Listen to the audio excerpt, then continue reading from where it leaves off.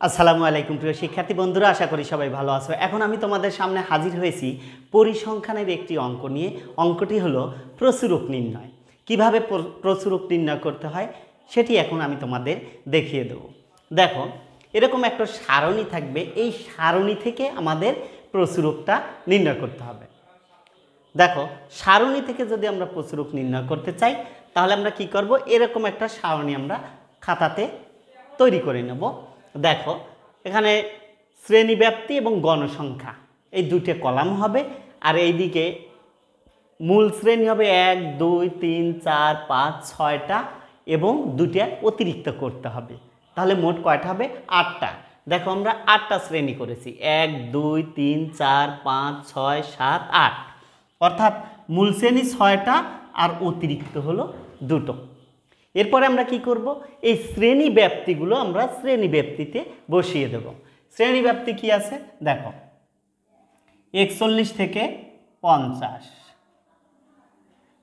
দ্বিতীয় শ্রেণী আছে 51 থেকে 60, তৃতীয় শ্রেণী আছে 61 থেকে 70, চতুর্থ শ্রেণী আছে 71 থেকে 80, পঞ্চম শ্রেণী 81 থেকে 90 এবং ষষ্ঠ শ্রেণী সেটা হলো 91 থেকে 100। তাহলে আমরা শ্রেণী ব্যাপ্তি শ্রেণীগুলো আমরা বসিয়ে দিলাম। এখন আমরা কি করব, গণসংখ্যা কত দেওয়া আছে দেখো, এখানে গণসংখ্যাগুলো কিন্তু দেওয়া আছে 6, 8, 13, 10, 8, 5। তাহলে আমরা গণসংখ্যাগুলো বসিয়ে দিলাম 6, 8, 13, 10, 8, 5। এই কয়টা হলো কি গণসংখ্যা।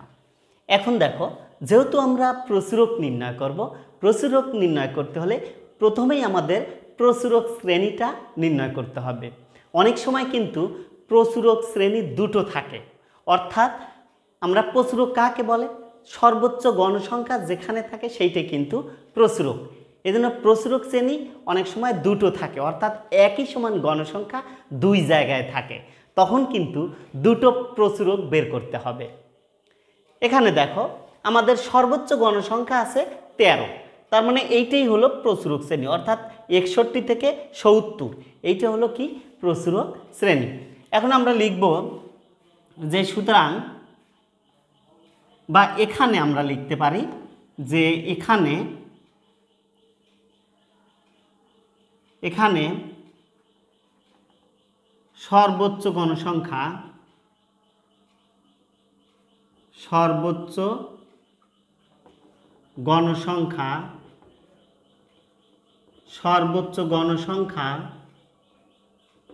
13।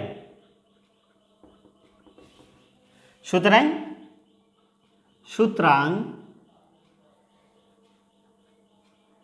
প্রচুরক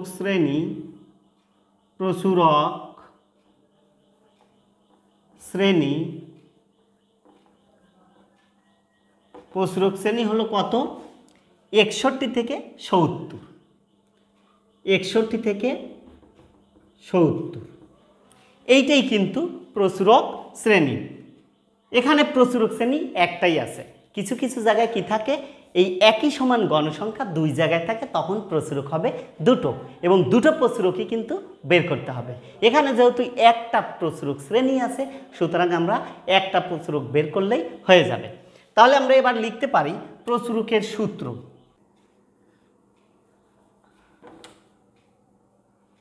প্রচুরক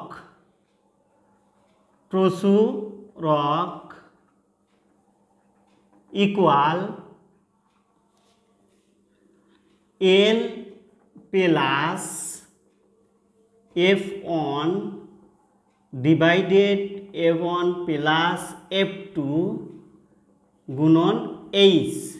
এইটাই কিন্তু প্রচুরকের সূত্র। এখন আমরা এই প্রচুরকে যে প্রতীকগুলো ব্যবহার করেছি, যে অক্ষরগুলো ব্যবহার করেছি, এই অক্ষরগুলোর মানগুলো আমরা ডান পাশে কি করব, লিখে নেব। দেখো, তাহলে আমি লিখতে পারি যে এখানে L সমান হলো প্রচুরক শ্রেণীর নিম্ন সীমা। তাহলে প্রচুরক শ্রেণী কোনটা? আমরা জানি যে 61 থেকে 70, এইটি হলো প্রচুরক শ্রেণী। তাই এল এর মান কত? 61। আমরা 61টা বসিয়ে দিলাম। এরপরে দেখো F1, F1টা কি?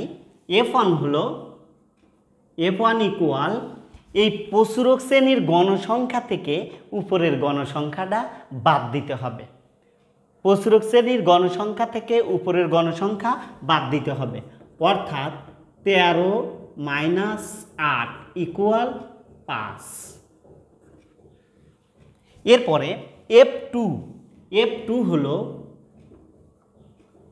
F2টা হলো এই প্রচুরক শ্রেণীর গণসংখ্যা থেকে এই নিচের গণসংখ্যাটা বাদ দিতে হবে।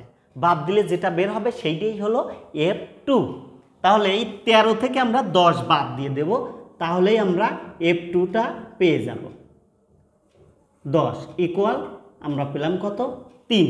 তার মানে F1 পেলাম 5 এবং F2 পেলাম কত? 3। এখন আমাদের আছে হলো কি এইচটা হলো শ্রেণী ব্যাপ্তি বা শ্রেণী ব্যবধান। শ্রেণী ব্যাপ্তি বা শ্রেণী ব্যবধান। দেখো এই 41 থেকে 50 এর যে পার্থক্য ব্যবধান, সেইটাই হলো কি শ্রেণী ব্যাপ্তি বা ব্যবধান। দেখো 41 থেকে যদি আমরা 50 পর্যন্ত গণনা করি, 41ও ধরতে হবে, 50ও ধরতে হবে। তাহলে 41, 42, 43, 44, 45, 46, 47, 48, 49, 50। তার মানে শ্রেণী ব্যবধান হলো বা শ্রেণী ব্যাপ্তি হলো 10। এখন আমরা এখানে একটা টান দিয়ে দিলাম। এখন ওই মানগুলো আমরা এখানে বসিয়ে দেব।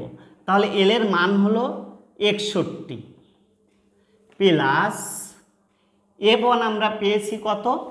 5, আর F1 এখানে 5 প্লাস F2 হলো 3 গুণন এইচ হলো কত? ব্যবধান আমরা পেয়েছি 10।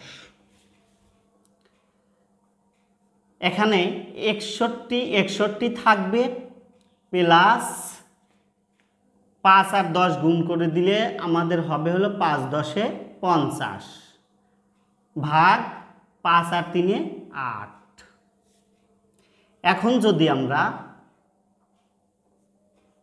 50কে আমরা যদি 8 দ্বারা ভাগ দিয়ে দেই, তাহলে আমাদের আসবে হলো 6 × 48, অর্থাৎ 6.33। এভাবে যেতে থাকবে।